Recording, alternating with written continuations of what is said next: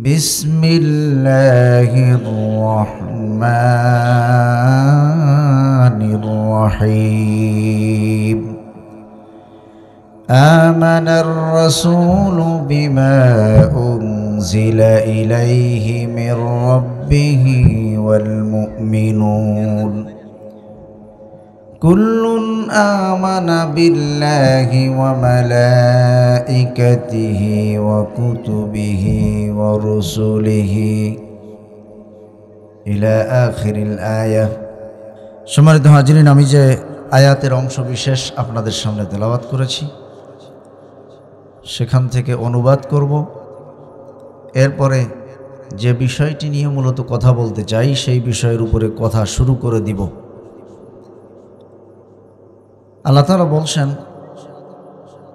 যে রসুল ঈমান এনেছে, বিশ্বাস স্থাপন করেছে তার উপরে যা নাজিল হয়েছে সেই কিতাবের উপরে, এবং ঈমানদারেরাও সেই বিশ্বাস স্থাপন করেছে, ঈমান এনেছে কোরআনের উপরে। এবার বলছেন কুল্লুন আমানা বিল্লাহ, তারা প্রত্যেকেই ঈমান এনেছে আল্লাহ তাআলার উপরে। আল্লাহর উপরে ঈমান আছে তো আমাদের, ওয়া মালাইকাতিহি, এবং ফেরেশতাগণের উপরে। ফেরেশতাদের উপরে ঈমান আছে। ফেরেশতাদের সাথে কি আমাদের পরিচয় আছে? পরিচয় নাই, কিন্তু ঈমান আছে। আছে কিনা? আছে। কয়েকটি নির্ধারিত বিষয় যেগুলির উপরে আমাদেরকে অবশ্যই শতভাগ বিশ্বাস আনতে হবে। এখানে কোনো 1%, 0.5% দুর্বলতা থাকলেও ঝামেলা বেঁধে যাবে। সেই বিষয়গুলি কি? হাদিসে জিবরিল নামে একটি হাদিস থেকে আমরা শুনব সে ঘটনা। একদিন হযরত জিবরিল আমিন মানুষের বেশে আল্লাহ নবীর কাছে আসলেন। নবীজি তখন সাহাবাদেরকে নিয়ে একটা মজলিসে বসে আছেন। জিবরিল আমিন এসে বসলেন, কিন্তু তাকে সাহাবা ইকরাম কেউ দেখে চিনতে পারল না। মানুষ বেশে আসছে কিন্তু মানুষটা অপরিচিত। তো নবীজির একেবারে দুই হাঁটুর সাথে তিনি হাঁটু মিলায়া দিয়া নামাজের তাশাহুদের বৈঠকে আমরা যেভাবে বসি এইভাবে বসলেন। বসার পরে নবীজির কাছে কয়েকটি প্রশ্ন করলেন। আল্লাহর নবী জবাব দিলেন। আবার জিবরিল বললেন যে হ্যাঁ, আপনি সত্য বলেছেন। সাহাবা ইকরাম অবাক হলো যে এই লোকটা প্রশ্ন করতেছে জানার জন্য, তো রসুল উত্তর দেওয়ার পরে আবার সে আবার বলতেছে যে না, আপনি সত্য বলছেন। তো যদি জানেই সব, তো প্রশ্ন করে কেন? তো যাই হোক, প্রথম প্রশ্ন তিনি করলেন যে মাল ঈমান, ঈমান কি? ঈমান কাকে বলে? আল্লাহ নবী বললেন আন তুমিনা বিল্লাহ, ঈমান হলো তুমি আল্লাহ তাআলার উপরে পরিপূর্ণ বিশ্বাস স্থাপন করবে। ওয়া মালাইকাতিহি, আল্লাহ তাআলার ফেরেশতাগণের উপরে বিশ্বাস স্থাপন করবে। ওয়া কুতুবিহি, আল্লাহর নাজিল করা সমস্ত কিতাব, যত নবী রাসূলদের উপরে কিতাব এসেছে সেই কিতাবগুলি আমরা দেখেছি, দেখি নাই। একটা কিতাব আমরা দেখেছি, কোরআন। তো পূর্বে যত কিতাব এসেছে সমস্ত কিতাবের উপরে তারা ঈমান আনবে। ওয়া রাসূলিহি, সমস্ত রাসূলদের উপরে ঈমান আনবে। ওয়াল ইয়াউমিল আখিরি, শেষ দিবস, বিচার দিবস, কিয়ামতের দিবসের উপরে ঈমান আনবে। ওয়াল কদরি খাইরিহি ওয়া শাররিহি মিনাল্লাহি তাআলা, আর তাকদীরের, ভাগ্যের ভালো মন্দ সব আল্লাহ পাকের পক্ষ থেকে আসে, এইটার উপরে সে বিশ্বাস স্থাপন করবে, ঈমান আনবে। সম্মানিত হাজিরিন, আমরা কোরআনের যে আয়াতের অংশ বিশেষ শুনলাম ঈমানের ব্যাপারে, সেখানেও কিন্তু আল্লাহ তাআলা প্রথমে আল্লাহর প্রতি ঈমান, তারপরেই ফেরেশতাদের কথা বলেছেন। কুল্লুন আমানা বিল্লাহ ওয়া মালাইকাতিহি। সম্মানিত হাজিরিন, আয়াতেও আমরা দেখলাম আল্লাহ তাআলা আল্লাহর উপরে ঈমানের পরেই তিনি ফেরেশতাদের কথা বলেছেন। হাদিসেও দেখলাম নবী করিম সাল্লাল্লাহু আলাইহি ওয়াসাল্লাম আল্লাহ পাকের ঈমানের উপরে পরেই ফেরেশতাদের কথা বলেছেন। এই ফেরেশতারা কারা? কেন আমাদের ঈমানের যে শর্তগুলি আছে সেখানে আল্লাহ পাকের পরেই ফেরেশতাদের সিরিয়ালটা এলো? ফেরেশতারা কারা? ফেরেশতারা হলো আল্লাহ তাআলার সৈন্যবাহিনী, আল্লাহ পাকের সৈন্যবাহিনী, আল্লাহ পাকের গোয়েন্দা বাহিনী, সেনাবাহিনী, যাই বলেন। একটি দেশ পরিচালনা করতে গেলে অনেক বাহিনী লাগে, লাগে না? আছে না আমাদের দেশে কত বাহিনী? দেশটাকে সঠিকভাবে পরিচালনা করতে গেলে এই বাহিনীগুলো লাগে। আল্লাহ রাব্বুল আলামিন তার গোটা সৃষ্টি জগৎ, এই যে রাজ্য তিনি সাজিয়েছেন, এই রাজ্য পরিচালনার জন্য এক ঝাঁক বাহিনী তিনি নিয়োজিত করেছেন। সেই বাহিনীদের নাম হলো মালাইকা বা ফেরেশতা। এই ফেরেশতাদের উপর ঈমান, এটি আমাদের ঈমানের অত্যন্ত গুরুত্বপূর্ণ একটি বিষয়। ফেরেশতাদের উপরে ঈমান, এইটা মক্কার জাহেলি যুগের কাফেরদেরও ছিল। তারাও ফেরেশতাদেরকে বিশ্বাস করত। তবে কিভাবে করত? তারা বলতো আল মালাইকাতু বানাতুল্লাহ, ফেরেশতারা হলো আল্লাহর মেয়ে। নাউযুবিল্লাহ। আমরা কি সেইভাবে বিশ্বাস করি? না, সেইভাবে করি না। তবে এই যে নির্ধারিত কয়েকটি বিষয়ের উপরে ঈমান আনতে হবে আমরা শুনলাম, এর কোনো একটা যদি আমরা বিশ্বাসের জায়গায় দুর্বলতার অবস্থানে থাকি, তাহলে অবস্থা কি হবে? আল্লাহ পাক বলছেন, وَمَن يَكْفُرْ بِاللَّهِ وَمَلَائِكَتِهِ وَكُتُبِهِ وَرُسُلِهِ وَالْيَوْمِ الْآخِرِ فَقَدْ ضَلَّ ضَلَالًا بَعِيدًا। আল্লাহ পাক তার ফেরেশতাগণ, তার রাসূলগণ, তার নাজিলকৃত কিতাব, পরকালীন দিবস, বিচারের দিবস, এগুলির উপরে যদি কারো বিশ্বাসের দুর্বলতা থাকে, ফাকাদ দাল্লা দালালাম বাঈদা, ওই ব্যক্তি জান্নাতের সঠিক পথ থেকে অনেক দূরে ছিটকে পড়ে যায়। তাহলে এর কোনোটার ব্যাপারে বিশ্বাসের দুর্বলতা থাকলে হবে না। ফেরেশতাদের উপরে বিশ্বাস তসলিমা নাসরিনেরও ছিল। তসলিমা নাসরিনা চিনেন তো? ওই যে একসময় দেশে থাইকা খুব আউলে ঝৌলে কথাবার্তা বলতো, পরে দাবার দেওয়ার পরে পাশের দেশে যেয়ে পলাইছে। পলানোর একটা ভালো জায়গা হয়েছে, এখানটা কিছু হইলে ঝামেলা হইলে ওখানে যেয়ে টুক করে উঠে বসা যায়, ভালো সুন্দর একটা জায়গা। যাই হোক, এই তসলিমা নাসরিন দেশে থাকা অবস্থায় একবার পত্রিকায় একটা প্রতিবেদন লিখলো যে জিব্রাইলের জ্বর হয়েছে, মিকাইল গেছে তার মাথায় পানি দিতে। এই ব্যাপারে একটা বেশ বড় একটা প্রতিবেদন লিখছিল। তো তসলিমা নাসরিন যদি জিব্রাইল মিকাইলটা বিশ্বাসই না করবে, তাহলে তাদের নামে প্রতিবেদন লিখতো? তাহলে তসলিমা নাসরিনেরও ফেরেশতাদের উপরে ঈমান ছিল, কিন্তু সেই ঈমানটা সঠিক না, ভেজাল ঈমান। আমাদের ফেরেশতাদের উপরে কিভাবে ঈমান আনতে হবে? ঈমান আনতে গেলে তাদের পরিচয় পরিচিতি সম্পর্কে জানতে হবে, কারণ তাদের সাথে আমাদের দেখা হয় না, দেখার কোনো সুযোগ নাই। আমরা ফেরেশতাদেরকে দেখতে পাবো কিয়ামতের দিন। আল্লাহ রাব্বুল আলামিন কোরআনে বলছেন, ইয়াউমা ইয়ারাউনাল মালাইকাতা লা বুশরা ইয়াউমাইযিল লিল মুজরিমিন। ইয়াউমা ইয়ারাউনাল মালাইকা, সেদিন তারা ফেরেশতাদেরকে, মালাইকাকে দেখতে পাবে মানুষেরা। সেই দিনটা হলো কিয়ামতের দিন। আল্লাহ পাক যেই সিংহাসনে বসে বিচার করবেন, সেই সিংহাসনের দুই পাশ দিয়ে ফেরেশতারা সারিবদ্ধভাবে দাঁড়ায় থাকবে। কোরআন আমাদেরকে বলছে, وَجَاءَ رَبُّكَ وَالْمَلَكُ صَفًّا صَفًّا।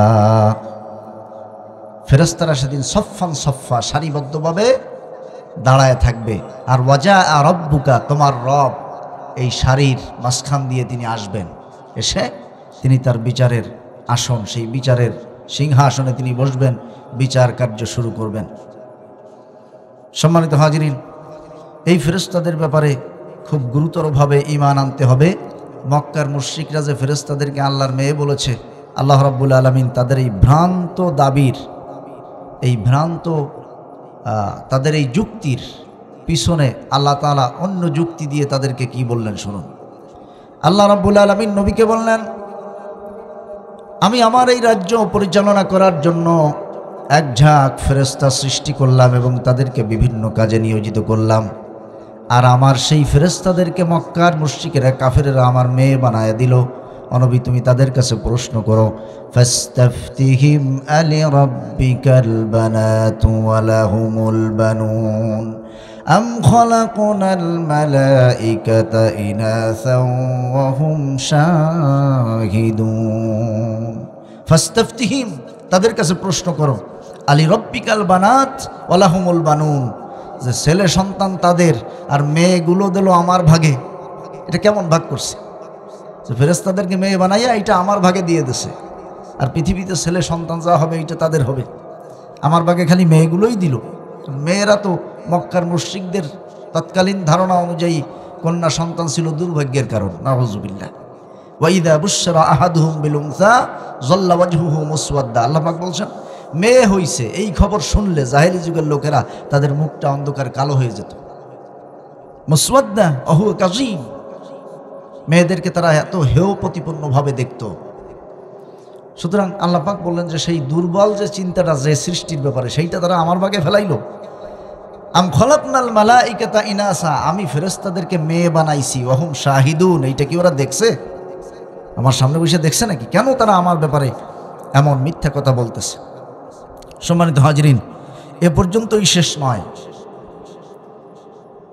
এই ফেরেশতাদেরকে যে তারা মেয়ে মনে করত, এই ব্যাপারে আমার জীবনের একটা বাস্তব ঘটনা। আর একজন মুশরিক, সেও একজন মুশরিক, এই আয়াতে যাদের কথা বললাম তারা ছিল মক্কার মুশরিক। আর আমি যার কথা এখন বলবো সে হলো এই রাজনগর বাড়ি ছিল কালেখারবেট দিঘির পাড়ে, নাম ছিল দিলীপ বাবু।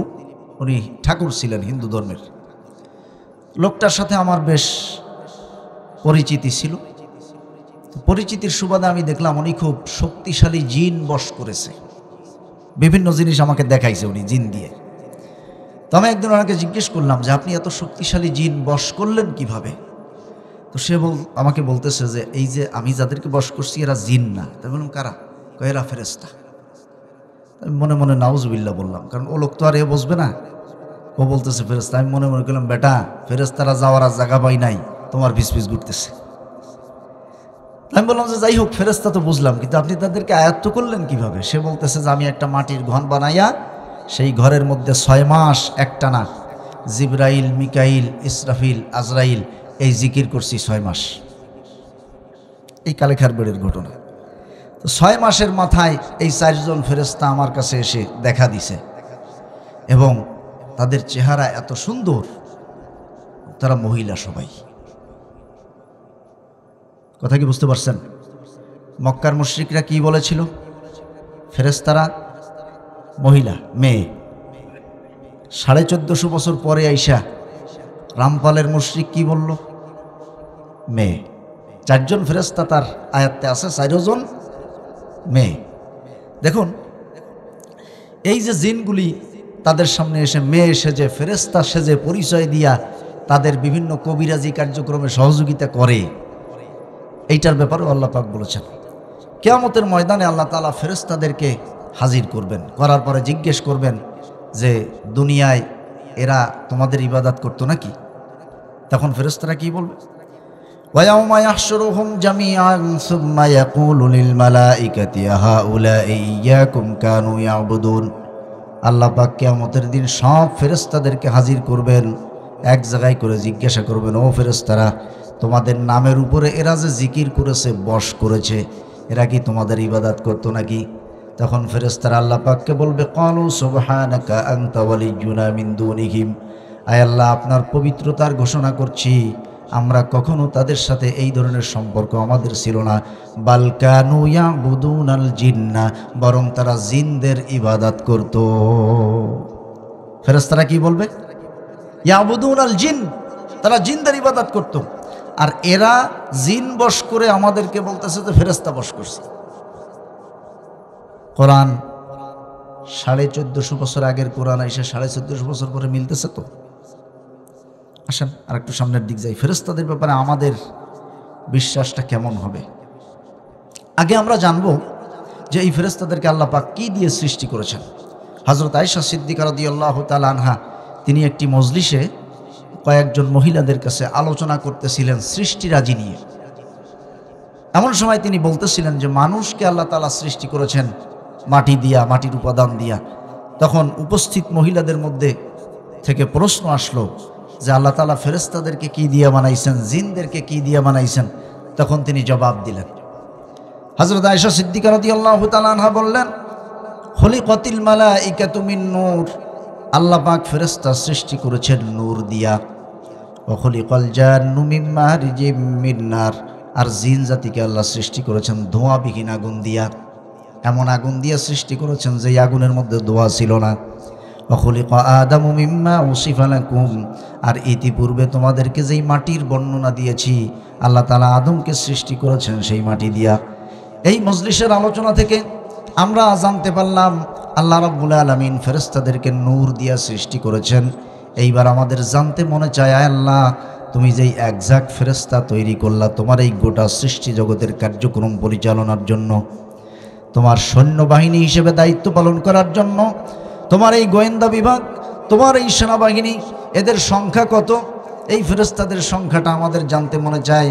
আল্লাহ রাব্বুল আলামিন কোরআনে কারিমে আমাদেরকে বললেন, ওয়ামা ইয়ালামু জুনুদা রাব্বিকা ইল্লা হু, আল্লাহ পাকের সৈন্যদের সঠিক সংখ্যা একমাত্র আল্লাহ ছাড়া আর কেউ জানে না।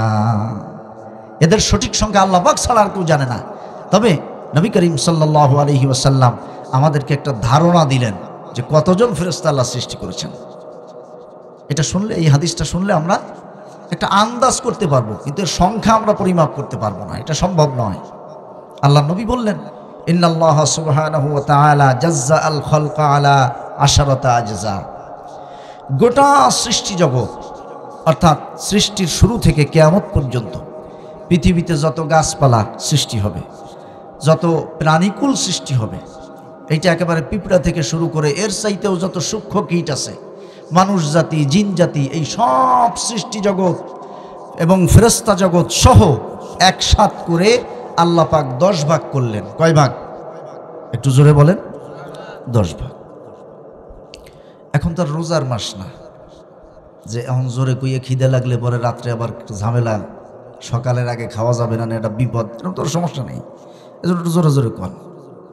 আর যেহেতু আমরা এখানে কিছু শিখতে বসেছি, এই জন্য শিখতে গেলে আমাদেরকে কথা বলতে হবে। এটাও কিন্তু আল্লাহ তাআলা কোরআনে আমাদেরকে শিখিয়েছেন। আপনারা ভাবতে পারেন যে বাবা তুমি তো আমাকে আত্মীয় স্বজন, তোমার সময় আমরা একটু কথা না কয়ে থাকলাম, প্রধান অতিথি আসলে কোভানি না।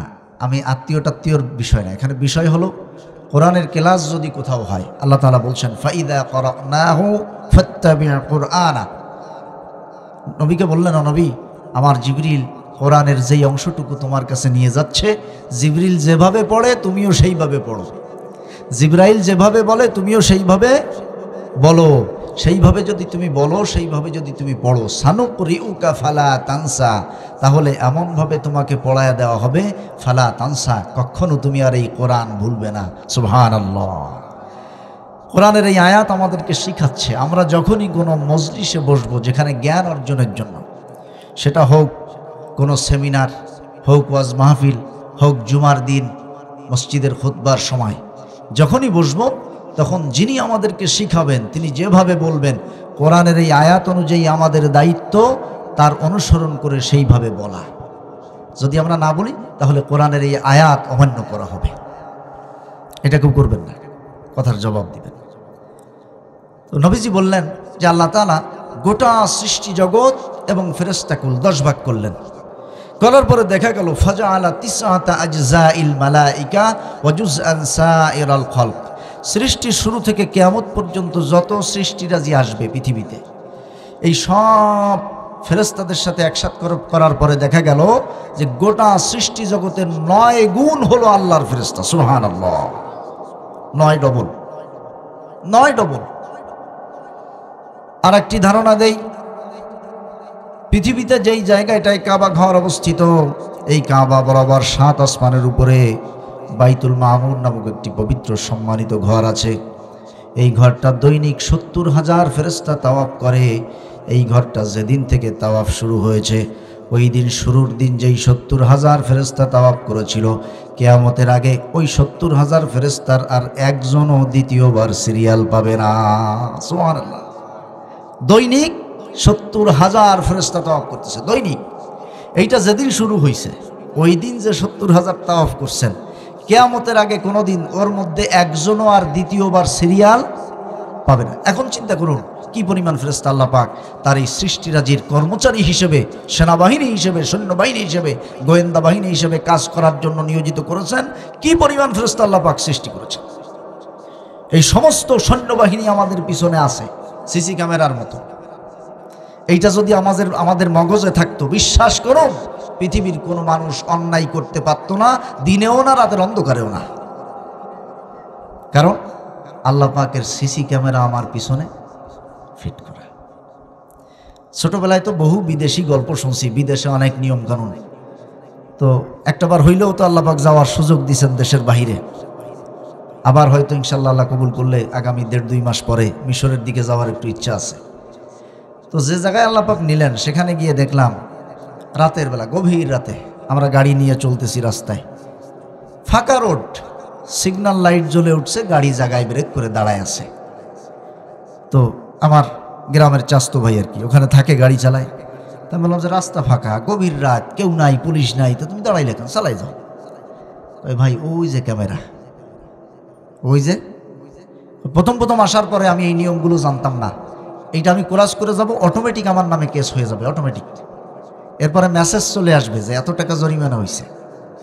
এর আবার একটা নির্ধারিত ডেট থাকবে, সেই ডেটের মধ্যে এই জরিমানা পরিশোধ না করলে ওর উপরে আবার জরিমানা বাড়তে থাকবে। কয় যে আমি প্রথম না বুঝে বহু টাকা জরিমানা দিছি, আমি ঠিক পাইতাম না, রাস্তা ফাঁকা, আমি টাইনে চলে যেতাম। তো এই জন্য ওই যে সিগন্যাল লাইট, ওইটা যখন সবুজ বাতি না জ্বলা পর্যন্ত আমি এখান থেকে নড়তে পারবো না, রাস্তা যতই ফাঁকা থাকুক। কথা কি বুঝতে পারছেন? তাহলে সেই নিয়মের বাহিরে যাইতে পারতেছে না কেন বলেন? ক্যামেরা ফিট করা আছে, ক্যামেরায় উঠে যাবে, সে একজন আসামি হিসেবে পরিগণিত হবে। তা আমরাও যদি এইটা বুঝতাম, এই বুঝ যদি আমাদের মধ্যে পাকাপোক্তভাবে ঢুকতো, ফেরেশতাদের প্রতি যে ঈমান আনার কথা আল্লাহ পাক বলেছেন, সেই ঈমান যদি আমাদের সঠিকভাবেই থাকতো, তাহলে আমরা দিনে হোক, রাতের অন্ধকারে হোক, একা হোক আর প্রকাশ্যে হোক, কখনো কোনো মানুষ কোনো অন্যায় করতে পারতো না। কারণ আল্লাহ পাকের সিসি ক্যামেরা আমার পিছনে আছে, লাগানো আছে। ফেরেশতা আল্লাহ পাক সৃষ্টি করেছেন। এই ফেরেশতাদেরকে যদিও আমরা দেখতে পাই না, কিন্তু কখনো কখনো পৃথিবীর কোনো মানুষের সাথে তারা বিভিন্ন বেশে দেখা করেছেন, মানুষ রূপেও এসেছেন। যেমন ইব্রাহিম আলাইহিস সালামের জীবনের একটি ঘটনা আছে। ইব্রাহিম আলাইহিস সালামের একজন ভাতিজা ছিলেন লূত আলাইহিস সালাম, তিনিও নবী ছিলেন। লূত আলাইহিস সালামের এলাকায় গজব দেওয়ার জন্য আল্লাহ পাক কয়েকজন ফেরেশতাকে পাঠিয়ে দিলেন, কিন্তু বললেন যে ওই এলাকায় যাওয়ার আগে আমার ইব্রাহিমের বাড়িতে মেহমান হয়ে তারপরে যাবা। ওনারা আসলেন মানুষের বেশে, অপরিচিত মানুষ ইব্রাহিম আলাইহিস সালামের বাড়িতে আসলেন। তিনি তার স্বভাব অনুযায়ী, তার স্বভাব ছিল মানুষকে মেহমানদারি করানো, তিনি তাই স্ত্রীকে গিয়ে বললেন যে আমার বাড়িতে কয়েকজন মেহমান আসছে, খাবার দাবার কি রেডি করা যায়, রেডি করো। আল্লাহ রাব্বুল আলামিন কোরআনে তার এই ঘটনা বলছেন, হাল আতাকা হাদিসু দাইফি ইব্রাহিমাল মুকরামিন إذ دخلوا عليه فقالوا سلاما قال سلام قوم منكرون। নবী, তোমার কাছে কি ইব্রাহিমের মেহমানদের খবর পৌঁছেছে? হযরত ইব্রাহিম আলাইহিস সালামের বাড়িতে কয়েকজন ফেরেশতা মানুষের বেশে মেহমান হিসেবে আসলেন। ইব্রাহিম আলাইহিস সালামকে সালাম দিলেন, তিনিও সালামের জবাব দিলেন। এরপরে তিনি স্ত্রীকে বললেন, মেহমান এসেছে, খাবার রেডি করো। তার স্ত্রী একটা গরুর বাছুর জবাই করে বোনা করে মেহমানদের জন্য রেডি করলেন। ফাজা বিআইজিলিন সামিন, একটা গরুর বাছুর খাবার হিসেবে দিলেন। কিন্তু ফেরেশতারা তো খায় না, ফেরেশতারা খায় না। ইব্রাহিম আলাইহিস সালাম খাবার নিয়ে আসছেন, আইনা সবার সামনে দিয়ে উনি খাওয়া শুরু করছেন, খেয়াল করেন নাই যে মেহমানরা খাচ্ছে না। তো একটু পরে যখন ওনার নজর পড়লো যে কেউ খাচ্ছে না, আমি একা খাচ্ছি, তখন উনি ভয় পেয়ে গেলেন। ভয় পাইলেন কেন? এই আয়াতের তাফসির পড়তে গিয়া যে কারণটি পেলাম, মুফাসসিরিন ইকরাম বলছেন, ওই সময় নিয়ম ছিল কোনো মানুষ এই যারা বিভিন্ন জায়গায় ডাকাতি করত, এরা যদি কারো বাড়িতে ডাকাতি করতে যাইতো, তাহলে তাই ওই বাড়ির খাবার তারা খাইতো না, যে এই লোকটার খাবার খাইয়া তারপরে আবার এর বাড়ি ডাকাতি করব। মানে ওই সময়কার ডাকাতদেরও একটা ধর্ম ছিল। এখন ডাকাতরা আরো আধুনিক হয়েছে, যারটা খায় তার সর্বনাশটা আগে করে। ওই সময়কার ডাকাতদের এই একটা নিয়ম ছিল যে যার বাড়ি ডাকাতি করব তার বাড়ির খাবার খাবো না। তা যখন ওরা খাবার খাচ্ছে না, তখন ইব্রাহিম আলাইহিস সালাম ভয় পেয়ে গেলেন যে এরা কি কোনো ডাকাত দল কিনা। তখন ফেরেশতারা বলল, ক্বালু লা তাখাফ, ভয় পাইয়েন না, ভয় পাওয়ার কিছু নাই, আমরা এসেছি অমুক এলাকায় লূত আলাইহিস সালামের এলাকার জাতিকে ধ্বংস করার জন্য আল্লাহ পাক আমাদেরকে পাঠিয়েছেন। আপনার বাড়িতে আগে মেহমান হওয়ার জন্য বলেছেন, এই জন্য আপনার বাড়ি বেড়াই আমরা এখন ওই এলাকায় যাব। তিনি জিজ্ঞাসা করলেন, ক্বালা ফামা খাতবুকুম আইয়ুহাল মুরসালুন, ও আল্লাহর প্রেরিত ফেরেশতারা, ওই এলাকার ব্যাপারে কি সিদ্ধান্ত হয়েছে, কি আযাব, কি শাস্তি তোমরা দিবা? তারা বলল, ইন্না উরসিলনা ইলা কওমিন মুজরিমিন লিনুরসিলা আলাইহিম হিজারাতাম মিন তিন, আমরা ওই এলাকার জনগণের উপরে ইটের খোয়া মারব, ইটের খোয়া। ফেরেশতারা বলতেছে হিজারাতাম মিন তিন, মাটির পাথর। মাটির পাথর মানে কি? ইটের খোয়া। তো তারা বললেন যে ওই এলাকার মানুষদেরকে ধ্বংস করার জন্য আল্লাহ পাক আমাদেরকে পাঠিয়েছেন এবং বলেছেন আমরা যেন ওদের উপরে ইটের খোয়া মারি। তো ইটের খোয়া মারার কথা যখন বললেন, ইব্রাহিম আলাইহিস সালামের মনের মধ্যে একটু দয়া লাগলো যে আমার ভাতিজা তো নবী ওই এলাকার। তিনি বললেন, ক্বালা ইন্না ফিহা লূতা, ওখানে তো লূত আছে, সে তো নবী। তা তোমরা এই যে খোয়াটোয়া মারবা, শেষে ওই নবীর গায়ে লাগবে না তো? তখন তারা বললেন, ইন্না মুনাজ্জুকা ওয়া আহলাকা, যে আমরা তাকে ইল্লাম রাআতাক, তার স্ত্রী বাদে, কারণ লূত আলাইহিস সালামের স্ত্রী খুব খারাপ ছিল। আল্লাহ তাআলা দুইজন খারাপ মহিলার কথা কোরআনে কারিমে জানিয়েছেন, ইমরাআতা নূহ, ইমরাআতা লূত। তো যাই হোক, এরপরে এই ফেরেশতারা এখান থেকে বিদায় নিল। তাহলে আমরা জানলাম যে নবীদের কাছে ফেরেশতারা বিভিন্ন সময় বিভিন্ন বেশে আসছে, সরাসরি সাক্ষাৎ করেছে। নবী ছাড়াও কারো কারোর সাথে কখনো কখনো তারা সাক্ষাৎ করেছে। যেমন হযরত ঈসা আলাইহিস সালামের আম্মা মারইয়াম আলাইহাস সালাম, যাকে আল্লাহ তাআলা বিবাহ শাদী ছাড়া একটা সন্তান দিয়েছিলেন, সেই সন্তানের নাম হলো ঈসা আলাইহিস সালাম। তো এই সন্তানটা যখন আল্লাহ পাক তাকে দিবেন, তার নির্ধারিত সময় বাজেট যখন হলো, আল্লাহ রাব্বুল আলামিন মারিয়ামের ঠিক গোসল করার টাইমে তার গোসলখানার মধ্যে জিবরাইলকে পাঠিয়ে দিলেন। হযরত জিবরিল আমিন একজন পুরুষ মানুষের বেশে তার গোসলখানার মধ্যে এসে ঢুকে পড়লেন। তিনি অবাক হয়ে গেলেন, দেখে ব্যাপারটা কি, আমার এই মেহরাবের তো ভিতর দিয়ে দরজা আটকানো, এই পুরুষটা ঢুকলো কিভাবে?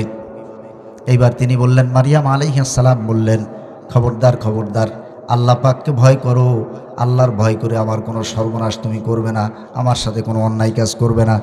তখন জিবরিল আলাইহিস সালাম বললেন, ভয় পাইও না, ইন্নামা আনা রাসূলু রাব্বিক, আমি তোমার পক্ষ থেকে, তোমার রবের পক্ষ থেকে পাঠানো স্পেশাল একজন বার্তাবাহক, আমি তোমাকে একটা সন্তানের সুসংবাদ দেওয়ার জন্য এসেছি। তখন মারিয়াম আলাইহিস সালাম বললেন যে এই পৃথিবীর কোনো পুরুষের স্পর্শ আমি পাই নাই, এইটা কেমন একটা আজব কথা, আমার একটা সন্তান হবে। তখন ওই ফেরেশতা বললেন, জিবরাইল আলাইহিস সালাম বললেন, ক্বালা কাযালিকি ক্বালা রাব্বুকি হুয়া আলাইয়া হায়্যিন, এইটা তোমার রব ইচ্ছা করেছেন তাই হবে, এর জন্য কোনো ব্যাখ্যা বিশ্লেষণ লাগবে না, কোনো যুক্তিতর্ক নাই, রব চাইছেন তাই হবে, তিনি সিদ্ধান্ত নিয়েছেন তাই হবে। হুয়া আলাইয়া হায়্যিন, এটা তার জন্য সহজ, কারণ তিনি তো তোমাকেও সৃষ্টি করেছেন, তোমার অস্তিত্ব ছিল না, সেই জায়গা থেকে তোমাকে অস্তিত্ব দান করেছেন, সুতরাং এটা তার কাছে সহজ, তিনি সিদ্ধান্ত নিয়েছেন তাই হবে। তাহলে আমরা জানলাম যে ফেরেশতারা কখনো কখনো মানুষের কাছে বিভিন্ন বেশে এসেছেন, তবে মানুষের কাছে বেশিরভাগ নবী রাসূল ছাড়া অন্য মানুষ যাদের কাছে এসেছেন তাদের কাছে স্বাভাবিক মানুষের বেশে আসছেন। কেন? একজন ফেরেশতার মূল যে আকৃতি, আকার, এইটা যদি কোনো মানুষ হঠাৎ দেখে তাহলে সে ভয়তে হাঁটু ফেল করে মারা যাওয়ার ভয় আছে। এই জন্য মানুষের বেশে মানুষের কাছে ফেরেশতারা এসেছেন। এখন আমরা জানব যে এই পরিমাণ ফেরেশতা এই সৃষ্টি জগতের দায়িত্ব পালনের জন্য চলাচল করে, তারা চলে কিসে? নসিমুনে, ইজি বাইকে, না মোটর সাইকেলে, না বাসে, চলে কিসে? আল্লাহ রাব্বুল আলামিন সূরা ফাতিরের প্রথম আয়াতে বললেন, আলহামদুলিল্লাহি ফাতিরিস সামাওয়াতি ওয়াল আরদি জাইলিল মালাইকাতি রুসুলান উলি আজনিহাতিম মাসনা ওয়া সুলাসা ওয়া রুবা। সমস্ত প্রশংসা সেই আল্লাহ পাকের, যিনি আসমান জগৎ এবং জমিন জগৎ সৃষ্টি করেছেন, আর এই আসমান জগৎ আর জমিন জগতের দায়িত্ব পালনের জন্য তিনি ফেরেশতাদেরকে নিয়োজিত করেছেন। আর সেই ফেরেশতাদের এই কার্যক্রম, এই দায়িত্ব পালনের জন্য, চলাচলের জন্য আল্লাহ পাক কোনো ফেরেশতাকে 2 ডানা, কোনো ফেরেশতাকে 3 ডানা, কোনো ফেরেশতাকে 4 ডানা, কাউকে আবার বেশি ডানাও তিনি দান করেছেন। সুবহানাল্লাহ। তাহলে তাদের চলার বাহন হলো ডানা। ফেরেশতা এবং জিন জাতি, এই দুইটা জাতির চলার বাহন ডানা। ওদের পয়সা করি খরচ হয় না এক জায়গাতে আর এক জায়গা জাতি গেলি। আমাকে তো বেতাকা পর্যন্ত জাতি গেলেও একটা ঝামেলা আছে। আপনারা কবেন যে আমি ভ্যানে যাই না, তাতে তো আমার খরচ হয় না। তা আপনি সাইকেলে যান, ওতে হাওয়া টাওয়া দেওয়া লাগে না, ওর টায়ার টিউব কেনা লাগে না, ও বেকায়দা হইলে সারান লাগে না, তাহলে খরচ আছে। আমাদের এক পা জায়গা আগাইতে গেলে খরচ আছে, কিন্তু এই দুইটা জাতির কোনো খরচ নাই এবং তাদের গতিও মারাত্মক মারাত্মক গতিতে তারা চলতে পারে। আল্লাহ পাক তার এই কর্মচারীদেরকে, সৈন্যবাহিনীদেরকে চলার জন্য এমন গতি সম্পন্ন ডানা দান করেছেন, যা দিয়ে তারা মুহূর্তের মধ্যে এক প্রান্ত থেকে আর এক প্রান্তে চলে যেতে পারে। এইবার আমরা জানবো যে আল্লাহ পাক আমাদেরকে আগে বানাইছেন নাকি ফেরেশতাদেরকে আগে বানাইছেন। আল্লাহ রাব্বুল আলামিন যখন হযরত আদম আলাইহিস সালামকে সৃষ্টি করবেন সিদ্ধান্ত নিলেন, এই সিদ্ধান্তটা তিনি ফেরেশতাদেরকে জানানোর জন্য সব ফেরেশতাগুলিকে ডাকলেন। ডেকে আল্লাহ পাক তাদের সামনে যেই কথাটা জানিয়েছিলেন, কোরআন কারীম আমাদেরকে তা জানায় দিচ্ছে। وَإِذْ قَالَ رَبُّكَ لِلْمَلَائِكَةِ إِنِّي جَاعِلٌ فِي الْأَرْضِ خَلِيفَةً। স্মরণ করো সেই সময়ের কথা যখন তোমাদের রব আল্লাহ রাব্বুল আলামিন ফেরেশতাদেরকে ডাকলেন, ডেকে সবাইকে এক জায়গায় হাজির করে বললেন, আমি পৃথিবীতে আমার প্রতিনিধিত্ব করার জন্য খলিফা, আমার প্রতিনিধি আমি সৃষ্টি করতে চাই, তোমাদেরকে জানায় দিলাম। তাহলে আল্লাহ তাআলা আদম সৃষ্টি করবেন, আমাদেরকে সৃষ্টি করবেন, এইটা আল্লাহ ফেরেশতাদেরকে ডেকে বলতেছেন। তার মানে আমরা সৃষ্টি হই নাই, তার আগে ফেরেশতা সৃষ্টি হয়েছে। তাহলে সৃষ্টির দিক দিয়ে ফেরেশতারা আগে। এইবার আসে মাঝখানে আরেকটা জাতি থেকে গেল, জিন জাতি। তারা আগে না আমরা আগে? আল্লাহ রাব্বুল আলামিন মানুষ এবং জিন জাতি সৃষ্টির একটি ধারা বর্ণনা কোরআনে দিয়েছেন। সেখানে আল্লাহ পাক বলেছেন, ওয়াল জান্না খলাকনাহু মিন ক্বাবলু মিন নারিস সামুম। এই মানুষের আগে আমি জিন জাতিকে সৃষ্টি করেছি। তাহলে প্রথমে আল্লাহ পাক ফেরেশতাদেরকে বানাইছেন, তারপরে জিন জাতিকে বানাইছেন, তারপরে আমাদেরকে বানাইছেন, মানুষ বানাইছেন। এবার আমরা জানবো ফেরেশতাদেরকে আগে বানাইছেন, ঠিক আছে, কিন্তু মর্যাদার দিক দিয়ে ফেরেশতারা বেশি মর্যাদাবান নাকি আমরা বেশি মর্যাদাবান? আল্লাহ তাআলা কি বললেন শুনুন।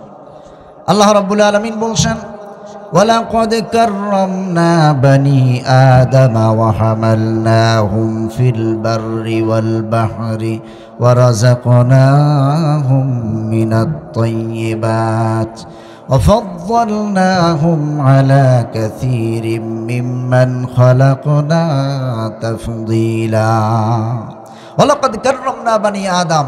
আমি আদম সন্তানকে সম্মানিত করেছি, পানিতে, ডাঙায়, সব জায়গায়, সর্বস্তরে। وفضلناهم على كثير ممن خلقنا تفضيلا, এবং গোটা সৃষ্টি জগতের মধ্যে আদম সন্তানকে আমি শ্রেষ্ঠত্বের মর্যাদা দিয়েছি। সুবহানাল্লাহ। সেই আদম সন্তান কারা বলেন? আমরা। তবে ঝামেলা আরও একটা আছে। এই জায়গায় আল্লাহ পাক সম্মানিত বললেন, ঠিক এই আদম সন্তানের ব্যাপারে আল্লাহ তাআলা আবার সূরা ৩-এর মধ্যে বললেন, সুম্মা রাদাদনাহু আসফালা সাফিলিন। এদের কর্মকাণ্ডের কারণে এদেরকে আবার আমি একেবারে অধঃপতনের নিম্ন স্তরে নামায় দেই। আর এক জায়গায় তো আরও বেকায়দা ভাষায় বললেন, উলাইকা কাল আনআমি বাল হুম আদাল। কিছু মানুষ আছে যারা চতুষ্পদ জন্তু জানোয়ারের চাইতেও নিকৃষ্ট। তাহলে মানুষের ব্যাপারে আল্লাহ শ্রেষ্ঠ বললেন, নিকৃষ্ট বললেন, কিন্তু ফেরেশতাদের ব্যাপারে এইরকম কোনো উত্থান পতন নাই। তার মানে বোঝা গেল আল্লাহ তাআলা ফেরেশতাদেরকে যাকে যে মর্যাদায় রেখেছেন, যে মর্যাদায় সৃষ্টি করেছেন, তিনি কিয়ামত পর্যন্ত ওর চাইতে আর এক ধাপ মর্যাদার উপরে উঠতে পারবেন না। কিন্তু মানুষ চাইলে মর্যাদার অনেক উন্নত পর্যায়ে আমলের মাধ্যমে, সুন্দর চরিত্র গঠনের মাধ্যমে নিজেকে সে মর্যাদার উন্নত জায়গায় নিয়ে যেতে পারবে, আবার অধঃপতনের চরম অতল গহ্বরেও নিয়ে যেতে পারবে। মানুষের জন্য মর্যাদার জায়গা, উত্থান পতনের সুযোগ আছে, ফেরেশতাদের কোনো সুযোগ নাই। তাদেরকে আল্লাহ তাআলা যেই মর্যাদায় যাকে রেখেছেন, একেবারে ওই নির্ধারিত জায়গায় তার যুগ যুগ পার করে দিতে হবে, জনম জনম পার করে দিতে হবে। সেই দিক দিয়ে বোঝা যায় যে মানুষ যদি মানুষের মতো মানুষ হয় তাহলে সে ফেরেশতার চাইতে দামি, আর মানুষ যদি অমানুষ হয় তাহলে সে চতুষ্পদ জন্তু জানোয়ারের চাইতেও খারাপ। এই ক্ষেত্রে ফেরেশতাদের মর্যাদার জায়গাটা একটা নির্ধারিত জায়গায়। এখন আমাদের জানতে ইচ্ছে হচ্ছে যে এত পরিমাণ ফেরেশতা এরা থাকে কোথায়?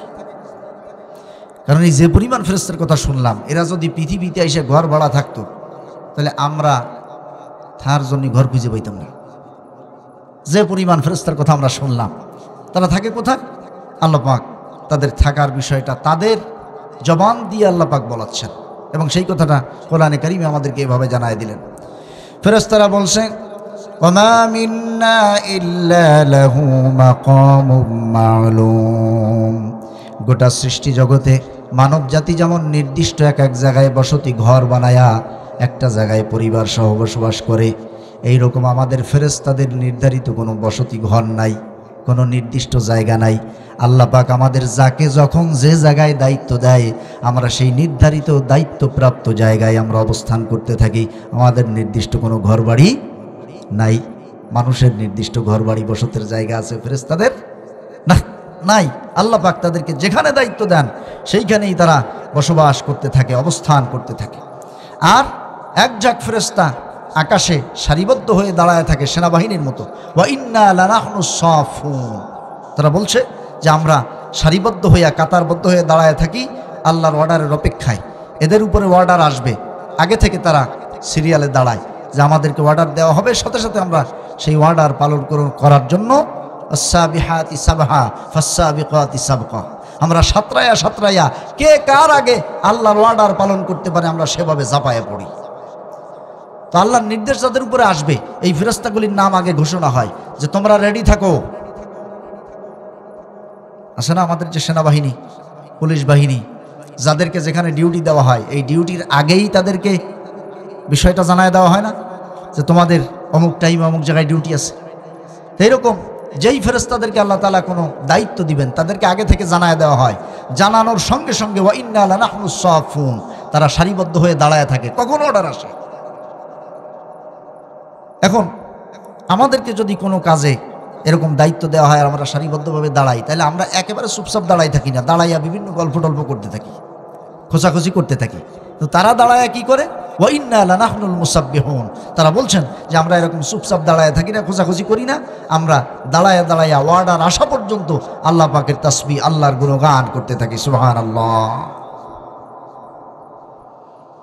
সম্মানিত হাজিরিন, এই ফেরেশতাদের পরিচয় জানা আমাদের ইমানের দ্বিতীয় স্টেপে আল্লাহ পাক রেখেছেন। এইটা খুবই গুরুত্বপূর্ণ একটি বিষয়, যা আমাদের দেশের টোটালি আলোচনার বিষয়ের মধ্যে আসে না। ফেরেশতাদের ইমানের, ফেরেশতাদের প্রতি ইমান, এইটা আল্লাহ তাআলার পরেই তাদের এই অবস্থানটা আল্লাহ দিয়েছেন। কুল্লুন আমানা বিল্লাহ ওয়া মালাইকাতিহি, আল্লাহর উপরে ইমান, আল্লাহর ফেরেশতাগুলির উপরে ইমান। কিন্তু এই ফেরেশতাদের প্রতি ইমান বা এই ইমান সম্বলিত বিষয়টা খুব একটা আলোচনায় আসে না। এই জন্য আমি আপনাদের এইখানে যখন দাওয়াতের ব্যাপারে ফোন পাইছি, তারপর থেকে চিন্তা করতেছিলাম যে জীবনে যেটুক যা শিখছি তা তো শুভদিয়ার লোকজনের সব কয়ে গেছে, এইবার যে কি কবানে। চিন্তা করলাম যে এটা একটি গুরুত্বপূর্ণ বিষয় যেটা আলোচনার আড়ালে থেকে গেছে, ইমানের একটা গুরুত্বপূর্ণ বিষয়, তো এইটা বলা যায়, এই বিষয়টির উপরে আলোচনা করা যায়। এবার আসুন, এই ফেরেশতারা নির্ধারিত জায়গায় দাঁড়ায় থাকে, আর আসমানে যারা সারিবদ্ধভাবে থাকে তারা আল্লাহর অর্ডার পাইলে নামে, অর্ডার পাওয়ার আগে তারা নামে না। সূরাত মারিয়াম 16 নম্বর পারা আল্লাহ পাক বলছেন, ওমা নাতানাজ্জালু ইল্লা বিআমরি রাব্বিক। ফেরেশতাদের সাক্ষ্য যে আল্লাহ তাআলার অর্ডার না হইলে আমরা নিচে নামি না। তবে আকাশে, আমাদের এই আকাশে এত পরিমাণ ফেরেশতা অবস্থান করে, এত পরিমাণ, নবী করিম সাল্লাল্লাহু আলাইহি ওয়াসাল্লাম বলছেন আকাশে চড়চড় শব্দ হচ্ছে। কি শব্দ হচ্ছে? আপনারা দেখবেন 4-5 জন লোক যদি একটা খাটের উপরে ওঠে, খাট অনেক সময় করাত মারাত করে ওঠে, ওঠে কি না? মানে ওই খাটের যে ধারণ ক্ষমতা তার চাইতে বেশি চাপ পড়ে গেছে। তো নবীজি বললেন যে আকাশে চড়চড় শব্দ হচ্ছে। এই শব্দ হওয়ার কারণটা কি? লাইসা ফিহা মাওদাউ কদামুন ইল্লা আলাইহি মালাকুন রাকিউন আও সাজিদুন। নবীজি বললেন আকাশে এমন একটি জায়গা ফাঁকা নাই যেখানে তুমি পা ফেলবা, এই পা রাখার মতো জায়গা ফাঁকা নাই। এর পুরো আকাশ জুড়ে এক ঝাঁক ফেরেশতা সবসময় রুকু সেজদায় তারা অবিরত এই দায়িত্ব পালন করতেছে, রুকু করতেছে, সেজদা করতেছে। সুবহানাল্লাহ। এত পরিমাণ ফেরেশতা আকাশে রুকু সেজদায় এই দায়িত্বে থাকার কারণে আকাশ এই লোড নিতে পারে না, এই জন্য আকাশ চড়চড় করে, চড়চড় শব্দ হয়, নবীজি বলছেন। এরপরে পৃথিবীর মানুষ যে অন্যায় অপরাধগুলি করে, গুনাহের কাজ করে, এইটা যখন সীমা ছাড়ায় যায় তখন আকাশ রাগে ফেটে যাওয়ার উপক্রম হয়ে যায়, আসমানটা ফেটে যেতে চায়। আল্লাহ তাআলা বলছেন, তাকাদুস সামাওয়াতু ইয়াতাফাত্তারনা মিন ফাওকিহিন্না ওয়াল মালাইকাতু ইউসাব্বিহুন। মানুষের অন্যায় অপকর্মের কারণে আকাশটা আসমানটা রাগে ফেটে যেতে চায়, কিন্তু যেহেতু অসংখ্য ফেরেশতা আসমানে রুকু করতেছে, সেজদা করতেছে, আল্লাহর তাসবিহ করছে, গুণগান করছে, এই জন্য আসমানটা ফেটে যায় না। যদি আল্লাহর এই ফেরেশতারা, আল্লাহর এই গোয়েন্দা বাহিনী, আল্লাহর এই সৈন্যবাহিনী যদি আকাশে আল্লাহর তাসবিহ না করতো, ইবাদত না করতো, তাহলে আসমানটা রাগের চোটে ফেটে অপরাধীদের মাথার উপরে ভেঙে চুরে পড়তো। এই ফেরেশতাদের তাসবিহর কারণে, আল্লাহর গুণগানের কারণে আসমান ফেটে পড়তেছে না। আল্লাহ তাআলা আমাদেরকে জানায় দিলেন। এইবার আসুন, এই যে ফেরেশতা, এদের নাম কি, নাম পরিচয়। এখন যেই পরিমাণ ফেরেশতার কথা আমরা শুনলাম, এই সব ফেরেশতার নামের একটা তালিকা যদি আল্লাহ নাজিল করতেন, তো দেখা গেল যে আমাদের 14 পুরুষ পার হয়ে যেত নামের সিরিয়াল পড়তে পড়তে। এজন্য আল্লাহ তাআলা এই কঠিন জিনিসটা আমাদের উপরে চাপায় দেন নাই। তবে কিছু ফেরেশতার নাম কোরআনে কারিমে এসেছে, কিছু ফেরেশতার নাম হাদিসের মধ্যে এসেছে। কোরআনে এসেছে, মান কানা আদুওয়ান লিল্লাহি ওয়া মালাইকাতিহি ওয়া রুসুলিহি ওয়া জিবরিল ওয়া মিকাল। এই আয়াতের মধ্যে জিবরাইল এবং মিকাইলের নাম এসেছে। আমরা যাকে মিকাইল বলি, আল্লাহ তাআলা তার নাম বলেছেন মিকাল, আমরা বলি মিকাইল। এই দুইজন ফেরেশতার নাম কোরআনে এসেছে। আরও এক আয়াতে দুজন ফেরেশতার নাম এসেছে। হযরত সুলাইমান আলাইহিস সালামের যুগে, ওই সময় পৃথিবীতে জাদুর খুব প্রভাব ছিল। পৃথিবীর মানুষকে এই জাদুবিদ্যা থেকে সরায়া সঠিক পথ দেখানোর জন্য আল্লাহ রাব্বুল আলামিন মানুষের বেশে দুইজন ফেরেশতা পাঠিয়েছিলেন। তাদের নাম হলো হারুত আর মারুত। সূরা বাকারায় আছে, আমা উনজিলা আলাল মালাকাইনি বিবাবিলা হারুত ওয়া মারুত। এই দুইজনের নাম আমরা কোরআন থেকে জানলাম। আরও একজন ফেরেশতার নাম কোরআনে আছে, তিনি হলো জাহান্নামের প্রধান প্রহরী মালিক, তার নাম মালিক। কিয়ামতের বিচারের পরে যারা জাহান্নামের অধিবাসী হয়ে যাবে, তারা এই জাহান্নামের অধিবাসী হওয়ার পরে যখন জাহান্নামের যন্ত্রণা আযাব আর সহ্য করতে পারবে না, তখন তারা মালিক ফেরেশতার কাছে যাবে, গিয়া তাকে বলবে, ওয়ানাদাউ ইয়া মালিকু লিয়াকদি আলাইনা রাব্বুক। ও মালিক ফেরেশতা, তুমি একটু তোমার রবকে ডেকে বলো, তিনি যেন এই শাস্তির জায়গা থেকে আমাদেরকে একটু বাঁচায় দেয়। এই আয়াত থেকে আমরা আরেকজন ফেরেশতার নাম জানলাম, তার নাম হলো মালিক। আরও একজন ফেরেশতার নাম এসেছে, যাকে আমরা আজরাইল বলি। আজরাইল শব্দটা আসলে কোরআন হাদিসে খুঁজে পাওয়া যায় না। আমরা যদিও এই শব্দটা প্রসিদ্ধ হয়ে গেছে, পরিচিত হয়ে গেছে, কোরআনে যেটা পাওয়া যায় সেটা হলো কুল ইয়াতাওয়াফাকুম মালাকুল মাউত, মৃত্যুর ফেরেশতা। আজরাইল না, মালাকুল মাউত, মৃত্যুর ফেরেশতা পাওয়া যায়। তো যাই হোক, এইভাবে করে বিভিন্ন ফেরেশতার নাম কোরআনে এসেছে। যে কয়জন এসেছে আমরা শুনলাম। হাদিসে এসেছে মুনকার নাকির, কবরে যে দুইজন ফেরেশতা প্রশ্ন করার জন্য আসবেন, সওয়াল জবাব করার জন্য আসবেন। আল্লাহর নবী বলেছেন, ইদা দুফিনাল মাইয়িতু ফিল কবরি, যখন কোনো মাইয়িতকে কবরে দাফন করা হয়, জা মালাকানি আসওয়াদানি আজরাকানি, তখন দুইজন কালো বিবৎস চেহারার, বিদঘুটে চেহারার দুজন ফেরেশতা আসে, ভয়ঙ্কর। ফায়ুকঈদানিহি আও ফায়ুজলিসানিহি। এক বর্ণনা এসেছে ফায়ুকঈদানিহি, আর একটা এসেছে ফায়ুজলিসানিহি, কথা একই। ওই যাকে আমরা দাফন করে আসি তাকে উঠাইয়া বসায়, ফাতাউদু রূহুহু, এইবার তার দেহের মধ্যে আবার রুহুটা ফুঁকে দেয়, মানুষটা এবার জীবিত হয়ে গেল। এরপরে তাকে প্রশ্ন করে। এই দুইজন ফেরেশতার নামও আমরা হাদিসে পেলাম। এরকম অল্প কিছু ফেরেশতার নাম কোরআন হাদিসে আসছে। এই যে ফেরেশতাদের নাম আমরা শুনলাম, আর একজন ফেরেশতার নাম পেয়েছি সূরা আলা এর তাফসীর করতে গিয়া, তাফসীরে কুরতুবীতে হাদিসটি এসেছে। সেই ফেরেশতার নাম হলো হিজকিয়াইল। এই হিজকিয়াইল আলাইহিস সালামকে আল্লাহ রাব্বুল আলামিন 18,000 ডানা দিলেন। 18,000। এক ডানা থেকে আর এক ডানার ভিতরে মাঝখানের পথ ছিল 500 বছরের তফাৎ। সুবহানাল্লাহ বলবেন না? হযরত হিজকিয়াইল আলাইহিস সালামকে 18,000 ডানা দিলেন, 20,000 বছর সময় দিলেন। আল্লাহ পাক প্রশ্ন করলেন, হিজকিয়াইল, এতগুলি ডানা দিলাম, এত সময় দিলাম, তোমার মনে কি শখ আছে আমাকে বলো। তিনি বললেন, আল্লাহ, আপনি যেই আরশে আজিমে আছেন, এই আরশটা কত বড় আমি একটু উড়ে দেখতে চাই। আল্লাহ পাক বললেন, ঠিক আছে, আমার আরশে আজিমের গোড়া থেকে ওড়া শুরু করে দাও।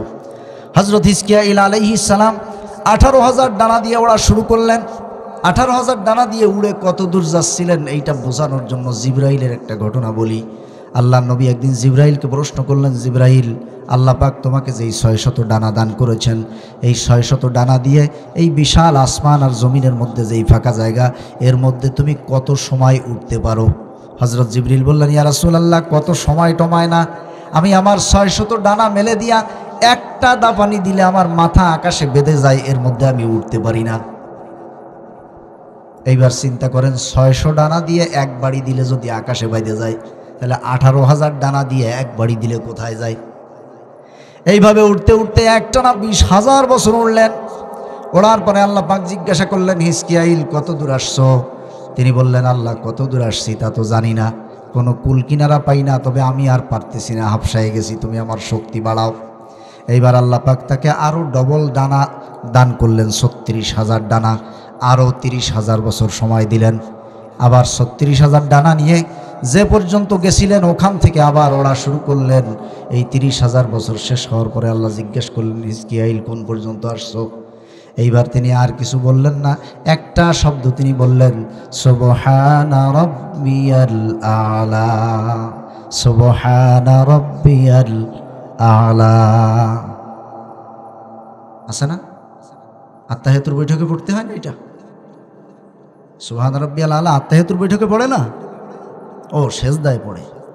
আচ্ছা, তো এই যে সুবহানা রাব্বিয়াল আ'লা, এইটা বলার জন্য তিনি 50,000 বছর আল্লাহ পাকের আরশে আজিমের সেই সিংহাসনের একেবারে গোড়া থেকে উঠতে উঠতে 50,000 বছরের মাথায় যেয়ে দেখলেন যে এর কোনো মূঢ় মাথা খুঁজে পাওয়া যাচ্ছে না। আল্লাহ পাক তাকে বললেন, তুমি যদি এই পরিপূর্ণ 36,000 ডানা দিয়ে পরিপূর্ণ শক্তি নিয়ে উঠতে থাকো, কিয়ামত পর্যন্ত উড়েও আমার আরশে আজিমের কোনো মূঢ় মাথা তুমি খুঁজে পাবে না। সুবহানাল্লাহ। এই আরেকজন ফেরেশতার পরিচয় আমরা পেলাম, নাম আমরা জানতে পারলাম। এরপরে আসেন, এই ফেরেশতাদের কর্মকাণ্ড কি, কাজকাম কি? তারা যেহেতু আল্লাহ তাআলার সৈন্যবাহিনী, আল্লাহ নিয়োজিত গোয়েন্দা বাহিনী, তাদের কাজকাম কি? আল্লাহ রাব্বুল আলামিন তাদের কর্মকাণ্ড সম্পর্কে বলছেন, ইউসাব্বিহুনাল লাইলা ওয়ান নাহারা লা ইয়াফতুরুন। এই ফেরেশতারা রাত দিন জুড়ে আল্লাহর তাসবিহ করতে থাকে, গুণগান করতে থাকে। লা ইয়াফতুরুন, তারা কখনো ক্লান্ত হয় না। কারণ আল্লাহ পাক কোরআনে বলছেন, ইন্নাল্লাহা ওয়া মালাইকাতাহু ইউসাল্লুনা আলান নবী। যে আয়াত পড়ে আমরা মিলাদ পড়ি, সেই আয়াত আল্লাহ পাক বলছেন, নিশ্চয়ই আল্লাহ রাব্বুল আলামিন তার ফেরেশতাদের উপরে রহমত বর্ষণ করেন, তার নবীর উপরে রহমত বর্ষণ করেন। ওয়া মালাইকাতিহি, এবং ফেরেশতারা ইউসাল্লুনা আলান নবী, নবীর উপরে দরুদ পড়ে। সুবহানাল্লাহ। ফেরেশতারা একদিকে আল্লাহর তাসবিহ করে, আর একদিকে আমার নবীর উপরে দরুদ পড়তে থাকে। সবসময় রাত দিন অনবরত পড়তে থাকে। আর কি কাজ আছে? আল্লাহ রাব্বুল আলামিন বলছেন, তোমরা পৃথিবীতে যেই কর্মকাণ্ডগুলি করো, তোমাদের যেই আমলগুলি আছে, ভালো আমল করো আর খারাপ আমল করো, এই আমলগুলি লিখে রাখার জন্য, এইটা লিখিত অবস্থায় কিতাব আকারে লিখে রাখার জন্য, সংরক্ষণের জন্য আমি ফজরে 2 জন ফেরেশতা তোমাদের কাছে পাঠাই, আবার আসরে 2 জন পাঠাই। মোট একদিন রাত জুড়ে মোট 4 জন ফেরেশতার আগমন হয় শুধু লেখার জন্য। কয়জন? 2 জন ফেরেশতা ফজরে আসেন। আল্লাহ রাব্বুল আলামিন তাদের ব্যাপারে বলেছেন, ওয়া ইন্না আলাইকুম লাহাফিযিনা কিরামান কাতিবিন ইয়ালামুনা মা তাফআলুন। ওয়া ইন্না আলাইকুম লাহাফিযিন, তোমরা যা করো পৃথিবীতে তোমাদের সকল কর্মকাণ্ডগুলি সংরক্ষণ করা হয়। কিভাবে? ওয়া কুল্লা শাইইন আহসাইনাহু কিতাবা, কিতাব আকারে, লিখিত আকারে। আরবিতে কিতাব বলা হয় লিখিত কোনো বস্তুকে।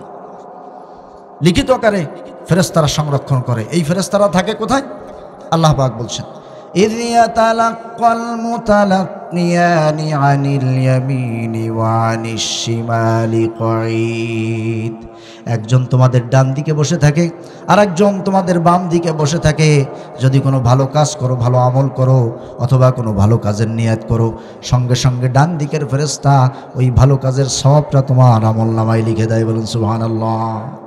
আর যদি কোনো খারাপ অন্যায় কাজ করা হয়, বাম দিকে যিনি অবস্থান করেন তিনি লিখে ফেলেন এই যে ফজরে দুজন আসলেন, এই দুইজন আসরে বিদায় নেন, আসরে আবার নতুন দুজন আসেন। এভাবে করে দৈনিক নতুন নতুন 4 জন ফেরেশতা আসে শুধু আমাদের আমল নামা সংরক্ষণ করার জন্য। এটাও তাদের দায়িত্বের মধ্যে একটা। ওই যে 4 জন নতুন নতুন 4 জন ফেরেশতা আমাদের আমল নামা লেখার জন্য আসেন, অনুরূপভাবে ফজরে এবং আসরে আরও 4 জন আসেন। তাদের দায়িত্ব কি আসেন জেনে নেই। আল্লাহ রাব্বুল আলামিন তাদের দায়িত্ব সম্পর্কে বললেন, লাহু মুআক্কিবাতুম মিন বাইনি ইয়াদাইহি ওয়া মিন খালফিহি ইয়াহফাজুনাহু মিন আমরিল্লাহ। যেমন তোমাদের 2 পাশে 2 জন লেখার দায়িত্ব পালন করে, অনুরূপভাবে আরও 2 জন ফেরেশতা এরকম আসে। তার একজন থাকে তোমাদের সামনে, আর একজন থাকে তোমাদের পিছনে। এদের দায়িত্ব হলো তোমার জীবনে কোনো দুর্ঘটনা ঘটতে যাচ্ছে, কোনো অ্যাক্সিডেন্ট ঘটতে যাচ্ছে, সঙ্গে সঙ্গে আল্লাহ পাক ওই ফেরেশতা 2 জনকে অর্ডার করেন, এই আমার বান্দার জন্য কোনো দুর্ঘটনা, ক্ষতি না হয়, অ্যাক্সিডেন্ট না হয়, তাড়াতাড়ি দায়িত্ব পালন কর। ইয়াহফাজুনাহু মিন আমরিল্লাহ। আল্লাহর আদেশ হওয়ার সঙ্গে সঙ্গে ওই দুর্ঘটনা থেকে, ওই অ্যাক্সিডেন্ট থেকে ওই বান্দাকে তারা বাঁচায় দেয়। এইরকম আমাদের সিকিউরিটি গার্ড হিসেবে, বডিগার্ড হিসেবে দায়িত্ব পালনের জন্য 2 জন ফজরে, 2 জন আসরে, একজন থাকে সামনে, একজন থাকে পিছনে। এরকম নতুন 4 জন আসে শুধু আমাদের বডিগার্ড হিসেবে দায়িত্ব পালন করার জন্য, আর 4 জন নতুন নতুন আসে আমাদের আমল নামা সংরক্ষণ করার জন্য। এটাও ফেরেশতাদের কার্যক্রমের মধ্যে অন্যতম একটি কার্যক্রম। এরপরে এই যে বৃষ্টি হয় বিভিন্ন সময়, হয় না? হয়েছে না? এই যে কয়দিন আগেও তো আপনাদের এদিকে বৃষ্টি হইল। এই যে মেঘ আপনারা দেখেন যে বাতাসে ভাইসে আসতেছে আর বৃষ্টি পড়তেছে, আপনারা হয়তো ভাবেন যে এগুলো তো হইয়া থাকে এই আষাঢ় শ্রাবণ মাসে, তো হয়, কাজই তো এই না। এগুলি এমনি এমনি হয় না, এর পিছনে আল্লাহ পাকের ফেরেশতা নিয়োজিত আছে। একবার ইহুদিরা আসলো নবীজির কাছে, এসে প্রশ্ন করলো, ইয়া আবাল কাসেম আখবিরনা আনির রাত, আমাদেরকে খবর বলো, এই যে মেঘে গর্জন দেয়, মেঘে যে ডাক দেয়, ডিয়াজিলিক আমরা বলি, ডিয়াজিলিক দেয় এবং ডাক দেয়, গর্জন দেয়, এই শব্দটা কেন হয় এই সম্পর্কে বলো। তুমি যদি নবী হও তাহলে এই খবর তুমি আমাদেরকে বলবা, তাহলে বুঝবো যে তুমি নবী। ইহুদি মার্কা প্রশ্ন, প্যাসে ফেলানোর জন্য যত 2.5 প্যাসের প্রশ্ন আর কি। তো এই 2.5 প্যাসের প্রশ্ন করছে। আল্লাহ নবী জবাব দিলেন, শোনো, হিয়া মালাকুম মিনাল মালাইকা, ওই মেঘের পিছনে আল্লাহ পাকের একজন ফেরেশতা নিয়োজিত আছে। মাহু মাখারিকুম মিনান নার, তার হাতে আছে আগুনের দড়ি। কিসের দড়ি? আগুনের দড়ি। সে কি করে? ওই ফেরেশতার দায়িত্ব হলো আল্লাহ পাক যখন হাইসু শাহ আল্লাহ, আল্লাহ যেখানে বৃষ্টি দিতে চান, ওই ফেরেশতাকে অর্ডার করেন, এই ফেরেশতা এখন শুভ দিয়াই বৃষ্টি দেব। মেঘ রইছে ধরেন কয়রায়, সাতক্ষীরার কথা বলি, যেহেতু আজকে আমাদের প্রধান মেহমান সাতক্ষীরার, ওনাকে কথাই কই, আর একদিকে দিয়ে লাভ কি, আমাকে নিজেকে মধ্যে থাকুক। ধরেন মেঘ আছে সাতক্ষীরায়, আল্লাহ তাআলা সিদ্ধান্ত দিলেন ফেরেশতাকে, যাই এখন বৃষ্টি হবে শুভ দিয়া একটু পরে। তখন তিনি কি করেন? ওই যে মাহু মাখারিকুম মিনান নার, ওই যে আগুনের যে দড়িটা আছে, ইয়াসুকু বিহাস সাহাব, তখন তিনি ওই মেঘটাকে পিটাইয়া পিটাইয়া ওখান থেকে এদিকে নিয়ে আসেন। সুবহানাল্লাহ। তো ওই পিটাইতে পিটাইতে অনেক সময় পিটানের গতিটা একটু জোরেও হয়ে যায়। এখন তো মেশিন টেশিন বেরোইছে, আমরা ছোটোবেলায় দেখছি গরু দিয়া, মহিষ দিয়া মানুষ হাল চাষ করতো। তো ওই যে প্রথমে এই ঠায় ঠায় বাই বাই কই হালকা খোসায়, হালকা পিটায়, মাঝে মাঝে কি কন, একটু কন, মাঝে মাঝে ঠবাস করে একবারই, প্রথমে হালকা হালকা দিয়ে এই ঠাই ঠাই করে এটাই নিয়েছিল, মাঝে মাঝে ঠবাস ঠবাস করে বাড়ি আসে। তো এই ফেরেশতারা এই মেঘ পিটাইয়া আনতে যাইয়া মাঝে মাঝে একটু কষে বাড়ি দেয়।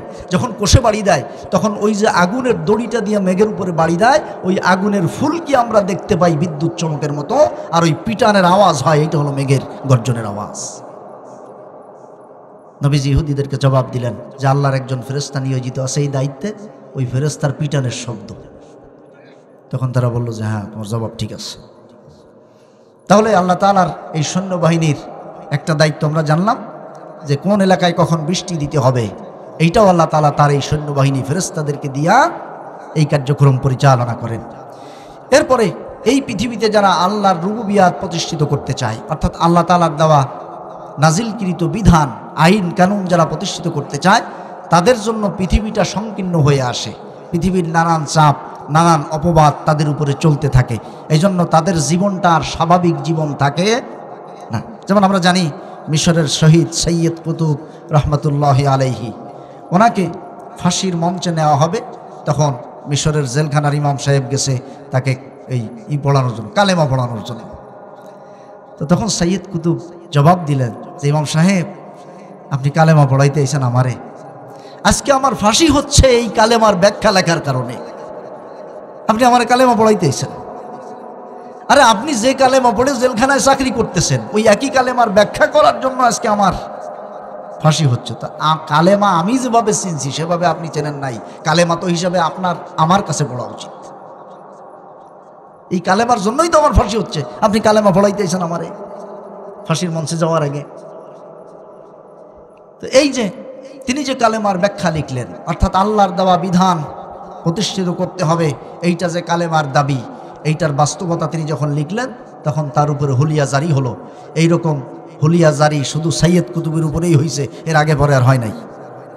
হ্যাঁ, হচ্ছে, হতে থাকবে, কিয়ামত পর্যন্ত হবে।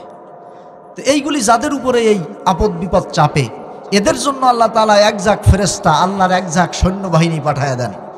সেই তারা এসে কি করে, আল্লাহ রাব্বুল আলামিন তাদের কথা বলছেন।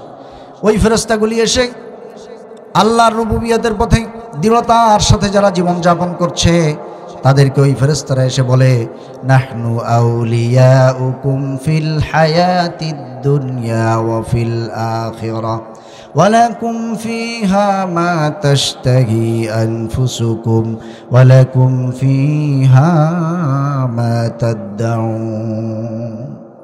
ওই ইমানদারগণ, যারা ইমানের দাবিতে সত্যতার সাথে সঠিকভাবে সঠিক পথে আল্লাহ তাআলার রুবুবিয়ত প্রতিষ্ঠার কাজ করতেছো, এই পৃথিবীর কোনো জুই ঝামেলায় তোমরা বিচলিত হইও না, ভয় পাইও না। নাহনু আউলিয়াউকুম ফিল হায়াতিদ দুনিয়া, আমরা দুনিয়ায় তোমাদের বন্ধু হিসেবে প্রেরিত হয়েছি, তোমাদের মরণের আগ পর্যন্ত আমরা তোমাদের বন্ধু হিসেবে দুনিয়ায় থাকবো।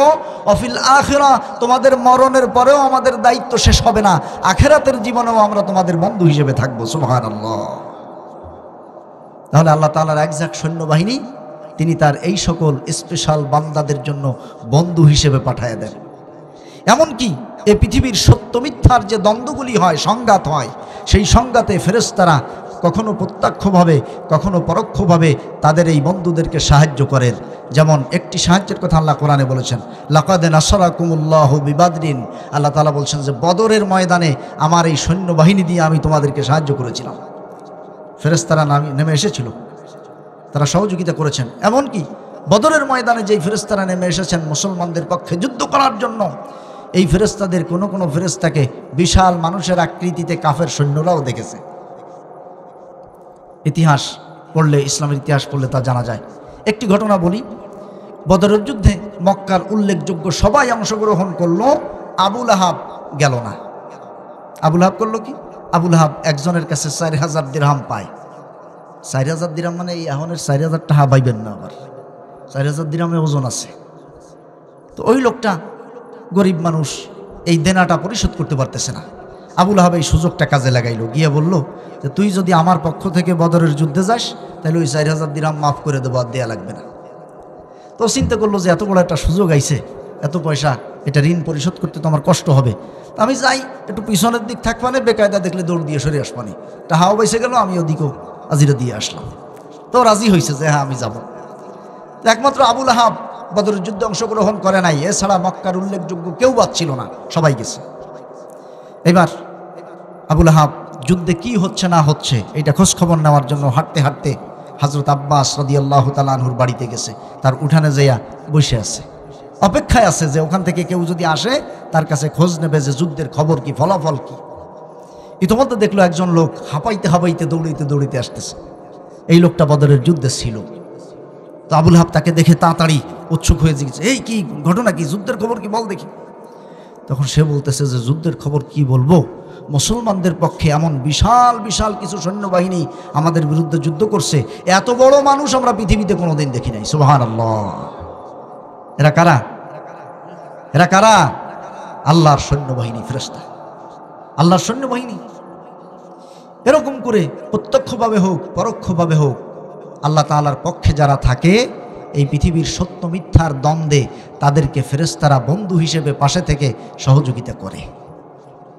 তা না হইলে দেখেন না, অস্ত্র শস্ত্র নিয়ে আইছে, কয়জন লোক খালি হাতে নারাই তাকবীর আল্লাহু আকবার দেশে, বাকিরা অস্ত্র শস্ত্র নিয়ে কোন দিক দৌড়েই বলবে, পথ খুঁজে পায় না। কারণটা কি? কারণটা কি? এর কী ব্যাখ্যা দিবেন আপনি আমাকে? এরা খালি হাত, তাদের হাতে অস্ত্র আছে, এরা সংখ্যায় কম, তারা সংখ্যায় বেশি, নারাই তাকবীর শুনে দৌড়াইয়া কেডা কোন দরজা দিয়ে বলাবে খুঁজে পাইতেছে না। কারণটা কি? এর কোনো ব্যাখ্যা আছে আমাদের কাছে? নাই। কারণ ওখানে আল্লাহ পাকের ফেরেশতারা বন্ধু হিসেবে তাদের সহযোগিতায় কোনো না কোনো ভূমিকা পালন করতেছে। আল্লাহ তাআলা এই জন্য তাদেরকে নিয়োজিত রাখছেন। এদের আর কোনো দায়িত্ব নাই, এরা এই মানুষগুলির সাথে এহকাল পরকাল উভয় জায়গায় থাকবে। নাহনু আউলিয়াউকুম ফিল হায়াতিদ দুনিয়া ওয়া ফিল আখিরাহ, সব জায়গায় তারা থাকবে। এবার আসেন এই ফেরেশতাদের আর কি কি দায়িত্ব আছে। আল্লাহ রাব্বুল আলামিন বলছেন, হাত্তা ইযা জাআ আহাদাকুমুল মাউতু তাওয়াফাতহু রুসুলুনা ওয়া হুম লা ইউফাররিতুন। তোমাদের যখন মরণের সময় হয়ে যায়, ঠিক যে ব্যক্তি যখন মারা যাবে ওই ব্যক্তির মৃত্যুর কিছু সময় আগে সে যদি বদকপাল হয়, জাহান্নামের আসামি হয়, তাহলে একজাক ফেরেশতা জাহান্নাম থেকে খসখসে দুর্গন্ধযুক্ত কাপড় নিয়ে তার কাছে হাজির হয়। আর যদি ওই ব্যক্তি ইমানদার হয়, ভালো মানুষ হয়, তাহলে জান্নাতি সাদা কাপড়, মাহু কাফানুম মিন আকফানিল জান্নাহ, জান্নাত থেকে সাদা কাপড়, সাদা দবদবে কাপড় এবং জান্নাত থেকে সুঘ্রাণ নিয়ে তার কাছে একজাক ফেরেশতা আসে। আজরাইল আগে আসে না, মালাকুল মাউত যিনি তিনি আগে আসেন না, আগে একদল ফেরেশতা আসে। তাদের কথা আল্লাহ পাক বলছেন, তাওয়াফাতহু রুসুলুনা, আমার একজাক ফেরেশতা ওই মৃত্যু ব্যক্তির মৃত্যু সংঘটিত হওয়ার কিছুক্ষণ আগে যায়। লোকটা যদি খারাপ হয় তাহলে ওই ফেরেশতারা তার থেকে একটু দূরে বসে এইবার হাত বাড়ায়া দেয়, বাসিতু আইদিহিম, হাত বাড়ায়া দিয়া বলে, আখরিজু আনফুসাকুম, এই তুই তোর নফসকে, তোর রূহকে বের করে দে, আমরা নেওয়ার জন্য এসেছি। এভাবে তাকে ধমক দিতে থাকে। তখন ভয়ের চোটে এই রুহু কোন দিকে পলাবে দৌড়ে দিশে করতে পারে না, পলানোর চেষ্টা করতে থাকে। আর ওই মানুষটার হায় হুতাশ, ওই মানুষটার মস্তিষ্ক বিকৃত হতে শুরু করে, কঠিন পরিস্থিতি তৈরি হয়। এরপরে যখন নির্দিষ্ট সময় হয়ে যায় তখন মালাকুল মাউত এসে এক থাবা দিয়া রুহুটা নিয়ে ওদের কাছে, ওই যে খসখসে কাপড় নিয়ে আসছে ওর কাছে দিয়ে চলে যায়। আর ওই ব্যক্তি যদি ইমানদার হয় তাহলে ওই যে জান্নাতি যে একদল ফেরেশতা আসে, ওরা এসে সর্বপ্রথম কি করে? আল্লাহ পাক কোরআনে বললেন, আল্লাযীনা তাতাওয়াফাহুমুল মালাইকাতু তাইয়্যিবিন ইয়াকুলুনা সালামুন আলাইকুম, ওই পবিত্র ব্যক্তির কাছে এসে, ইমানদার ব্যক্তির কাছে এসে, জান্নাতি মানুষটার কাছে এসে বসেই তারা সর্বপ্রথম সালাম দেয়। তাকে বলেন সুবহানাল্লাহ। সর্বপ্রথম আগে সালাম দেয়, সালাম দিয়ে এরপরে আস্তে আস্তে তার রূহটাকে কবজ করার চেষ্টা করে, তার রূহকে ডাক দেয়, আসো তুমি বের হয়ে আসো আল্লাহর সন্তুষ্টির দিকে, ইলা মাগফিরাতিন মিনাল্লাহ, আল্লাহর ক্ষমা, আল্লাহর সন্তুষ্টির দিকে আসো, চলে আসো, আল্লাহ পাক তোমার অপেক্ষায় আছেন। এভাবে করে তারা নিয়ে যায়। তাহলে এটাও ফেরেশতাদের কার্যক্রমের অংশের একটি অংশ, একটি দায়িত্বের বিষয় আমরা জানলাম। এখন আল্লাহ রাব্বুল আলামিন এভাবে করে সমস্ত জায়গায় যত ফেরেশতাদেরকে দায়িত্ব দিয়ে রেখেছেন, কোনো কোনো বর্ণনা এসেছে আমরা আমাদের দেহ অঙ্গ প্রত্যঙ্গ যা কিছু এই যে সচল আছে, যেমন আমরা যে চোখ দিয়ে দেখতেছি, এখানেও এই দেখার দায়িত্ব পালনের জন্য ফেরেশতা আছে। সুবহানাল্লাহ। আমরা এই যে হাতের আঙ্গুলগুলি, এই যে কবজিগুলি আমাদের অটোমেটিক আমরা ভাঁজ করতে পারতেছি, এর প্রত্যেকটা পয়েন্টে পয়েন্টে ফেরেশতা নিয়োজিত আছে। আমরা যে কানের মাধ্যমে, আমাদের শ্রবণ শক্তির মাধ্যমে আমরা যে শব্দগুলি শুনতেছি, আওয়াজ শুনতেছি, আবার যা শুনতেছি তার জবাব দিচ্ছি, এই শ্রবণ করার এই শব্দটা আমার কর্ণকুহরে পৌঁছে আমাকে এই বুঝটা একেবারে ভিতরে ঢুকায় দেওয়ার জন্য ফেরেশতা দায়িত্বে আছে। একজন মানুষ মৃত্যুর আগ মুহূর্তে আস্তে আস্তে তিনি নিস্তেজ হয়ে আসেন কেন? নিস্তেজ হয়ে আসেন এই জন্য, ওই ব্যক্তির চোখের দায়িত্বে যেই ফেরেশতা ছিলেন, ওই ফেরেশতা তাকে নাম ধরে ডেকে বলে, হে অমুক, আমি এতদিন তোমার চোখের দায়িত্বে ছিলাম, আমার ডিউটির সময় শেষ, আমি এখন চলে যাচ্ছি। এই কথা বলে যখন ফেরেশতা চলে যায়, ওই ব্যক্তি তখন থেকেই চোখে দেখা বন্ধ হয়ে যায়। এভাবে করে প্রত্যেকটা অঙ্গ প্রত্যঙ্গের প্রত্যেকটা জয়েন্টে জয়েন্টে যেই ফেরেশতাগুলি আছে, এক একজন এভাবে করে তাকে ডেকে ডেকে বলে, তারা চলে যায়, আর এক একটা অঙ্গ তার অবশ হয়ে আসতে থাকে। কারণ এতক্ষণ তো ফেরেশতাদের দায়িত্বে এগুলি সচল ছিল, এখন এই ফেরেশতা তার দায়িত্ব শেষ করে চলে গেছে, এখন এগুলি অচল হয়ে গেছে, এখন আর নড়ে চড়ে না। এভাবে করে আমাদের প্রত্যেকটা কার্যক্রম পরিচালনার জন্য আল্লাহ রাব্বুল আলামিন এই সৈন্যবাহিনীদেরকে তিনি ব্যবহার করেন। আর আল্লাহ তাআলা ফেরেশতাদেরকে যাকে যেখানে দায়িত্ব দেন, আল্লাহ রাব্বুল আলামিন বলছেন লা ইয়াসুনাল্লাহা মা আমারহুম ওয়া ইয়াফআলুনা মা ইউমারুন। তারা কখনো বিন্দুমাত্র আল্লাহর একটা হুকুম পালন করার ব্যাপারে কখনো তারা অবাধ্য হয় না, আল্লাহর হুকুম অমান্য করে না। কিন্তু আমরা পৃথিবীর মানুষ, আমরা আল্লাহ তাআলার বহু হুকুম অমান্য করি, অবাধ্য হই। ফেরেশতারা একটা হুকুমের অবাধ্য কখনো হয় না। এবার আসুন, এই ফেরেশতাদের আরও কিছু কর্মকাণ্ডের মধ্যে একটা বিশেষ কর্মকাণ্ড হলো, ফেরেশতারা কখনো কখনো কিছু কার্যক্রমের উপরে নির্ভর করে পৃথিবীর মানুষের জন্য দোয়া করে, আবার কখনো কখনো ফেরেশতারা বদদোয়াও করে। এটা শুনেই আমরা আজকের আলোচনা শেষ করব যে কোন কোন ক্ষেত্রে দোয়া করে, কোন কোন ক্ষেত্রে বদদোয়া করে। আসুন একটু অল্প সময়ের মধ্যে শুনে নেই। আল্লাহ নবী বলছেন, ইন্নাল্লাহা ওয়া মালাইকাতাহু ইউসাল্লুনা আলা সাফফিল আউয়াল। নামাজের প্রথম কাতারে যারা থাকে মসজিদে, তাদের জন্য, তাদের উপরে আল্লাহ রহমত বর্ষণ করেন। ফেরেশতারা প্রথম কাতারের মুসল্লিদের জন্য দোয়া করে, সুবহানাল্লাহ।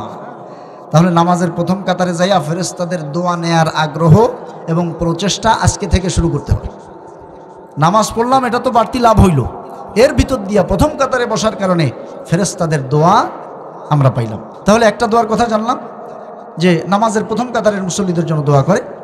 আরেকটা দোয়া হলো, দুজন ফেরেশতা প্রতিদিন আল্লাহ তাআলা এই পৃথিবীতে পাঠান, প্রতিদিন নতুন নতুন দুজন, গোটা পৃথিবীর দায়িত্ব দিয়া। এদের দায়িত্ব হলো এরা ঘুরে ঘুরে দেখে পৃথিবীর কোন মানুষটা আল্লাহ তাআলার সন্তুষ্টির পথে দান করতেছে। সেটা শুধু মসজিদ মাদ্রাসা বলে না, মসজিদ মাদ্রাসা হোক, অসহায় মানুষের ক্ষেত্রে হোক, মানুষকে মেহমানদারি করানো হোক, যে কোনো ব্যাপারে আল্লাহর সন্তুষ্টির পথে পয়সা খরচ করতেছে কারা, এই দুইজনের দায়িত্ব হলো গোটা পৃথিবী ঘুরে ঘুরে দেখা। যারা দান করে তাদের জন্য একজন ফেরেশতা দোয়া করেন, ওই দুইজনের একজন দোয়া করেন, আল্লাহুম্মা আতি মুনফিকান খালাফান। আল্লাহ, তোমার এই যে বান্দা তোমার সন্তুষ্টির জন্য দান করলো, তুমি তার এই দানে বরকত দাও, সম্পদ বাড়াই দাও, এরকম তার জন্য সারাদিন দোয়া করতে থাকে, সুবহানাল্লাহ। এরপরে কাদের জন্য দোয়া করে? যারা সৎ শিক্ষা দান করে মানুষকে। যেমন এই যে আমরা যা শিখে আসছি তার কিছু কথা আপনাদেরকে শেখানোর চেষ্টা করলাম, এই যতটুকু সময় চেষ্টা করলাম, এতটুকু সময় ফেরেশতা আমার জন্য দোয়া করেছিল। একটু পরে মেহমান আপনাদেরকে সৎ শিক্ষা দান করবেন, ফেরেশতারা তার জন্য দোয়া করবে। এরকম পৃথিবীতে যারা সৎ শিক্ষা, আর আপনারা বলবেন হুজুরটা ওয়াজ তো খালি আপনারা করেন, তাহলে আমরা কি এই দোয়া নিতে পারবো না? আমাকে তো ওয়াজ করার কায়দা নেই। না, আপনার যে এইখানে এসে চেয়ারে বসেই দোয়া নেওয়া লাগবে বিষয়টা এমন না। আপনি যা শিখলেন এই কথাটা চায়ের আড্ডায়, বন্ধু মহলে, পরিবারে, বিভিন্ন জায়গায় আমরা আর 5 জন মানুষকে বলতে পারি না এই কথাগুলি, তাদেরকে শিখাইতে পারি না? এই শিক্ষাটা আমরা যখনই তাদেরকে দিব, যখনই বলবো, ওই সময় ফেরেশতারা আমার জন্য দোয়া করবেন। সেই ক্ষেত্রে আপনার যে বক্তাই হওয়া লাগবে এমন কোনো শর্ত দেওয়া নেই, আপনি যে কোনো অবস্থায় এই দোয়া কামাই করে নিতে পারেন। আর যারা রোগী দেখতে যায়, অসুস্থ মানুষকে, একজন মানুষ অসুস্থ হয়েছে, খবর পাওয়ার পরে তাকে দেখতে যায়, খোঁজ খবর নিতে যায়, যিনি দেখতে গেলেন তার জন্য ফেরেশতারা দোয়া করতে থাকে, সুবহানাল্লাহ। এবার আসেন বদদোয়ার কথা সংক্ষেপে শুনে শেষ করে দেই। বদদোয়া তো ওই যে 2 জন ফেরেশতার কথা শুনলাম, একজন ঘুরে ঘুরে দেখে কারা দান করতেছে তাদের জন্য দোয়া করে, আরেকজন ঘুরে ঘুরে দেখে কারা দান করতেছে না, কৃপণতা করতেছে, ওই ফেরেশতা তাদের জন্য বদদোয়া করে, আল্লাহুম্মা আতি মুমসিকান তালাফান। আল্লাহ, তোমার এই বান্দা তোমার দেওয়া সম্পদ তোমার সন্তুষ্টির পথে খরচ না করে এই যে আটকাই রাখলো, আল্লাহ তুমি ওরে এর জন্য একটা দাও, মানে লাঞ্ছনা দাও, যন্ত্রণা দাও, পৃথিবীতে দুর্ভোগ দাও, এভাবে করে বদদোয়া করতে থাকে। তাহলে এই বদদোয়ার ভাগ আমরা নিব না। আরেকটা বদদোয়া হলো, আন্নাল মালাইকাতা লা তাদখুলু বাইতান ফীহি সূরা।